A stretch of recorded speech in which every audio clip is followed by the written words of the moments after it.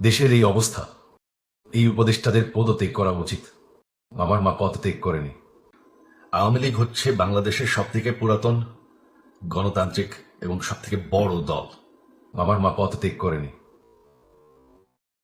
এটা মিথ্যা নাটক সাজানো হয়েছে। আমার মা ২৬ তারিখ দেশে আসবেন, আমারও দেশের জন্য কাজ করবেন। আপনাদের সবার প্রিয় নেত্রী এবং দল আপনাদের পাশে আছে। আমিও দেশে আসব খুব তাড়াতাড়ি। আমরা আবার ক্ষমতায় আসব। ভারতে পালিয়ে যাওয়ার আগে হাসিনা প্রধানমন্ত্রীর পদ থেকে পদত্যাগ করেননি এবং সরকার বিরোধী বিক্ষোভকারীরা শেখ হাসিনার সরকারি বাসভবন গণভবনের উদ্দেশ্যে রওনা দেওয়ায় তিনি চলে যান বলে দাবি করেছেন তার ছেলে ও উপদেষ্টা সজীব ওয়াজেদ জয়। রয়টার্সকে দেওয়া এক সাক্ষাৎকারে তিনি দাবি করেন, সোমবার থেকে নয়াদিল্লিতে আশ্রয় নিয়েছেন শেখ হাসিনা। তার ছেলে জয় ওয়াশিংটন থেকে রয়টার্সকে বলেন, মা কখনোই আনুষ্ঠানিকভাবে পদত্যাগ করেননি। তিনি সময় পাননি। তাকে ৪৫ মিনিট সময় দেওয়া হয়।